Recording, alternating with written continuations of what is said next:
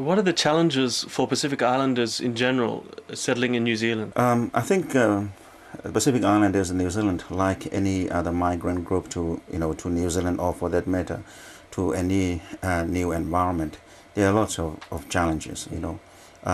New system that you have to learn, new climate, new culture. And for the Pacific Islanders, it's especially challenging because of there's a big mismatch between the cultural values of the mainstream culture here in New Zealand and the cultures that the Pacific Islanders have just left behind them. But also there's a gap between the socio-economic standards of these two groups. The Pacific Island community in New Zealand are very much a minority group because of the mismatch of the culture and our socio-economic status being lower. As you know, the Pacific Island community in New Zealand is at the lowest of the socio-economic ladder. But having said that, it's interesting to view the same situation from a different angle.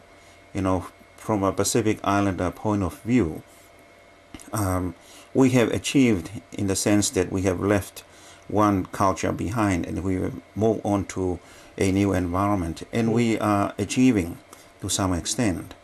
Although the statistics are very much negative, there are pockets of success within the Pacific Island community. If you look at the area of sports, for example, there are outstanding sportsmen and women, rugby, for example.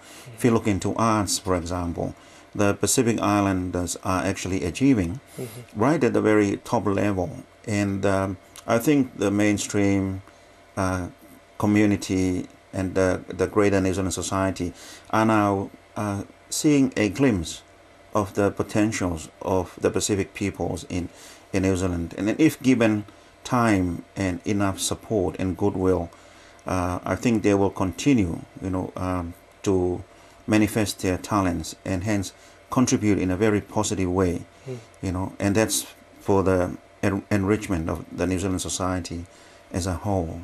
And I know in also in the Pacific Baha'i community in New Zealand, especially in Auckland, we are doing our part to contribute, to the progress of the greater New Zealand society.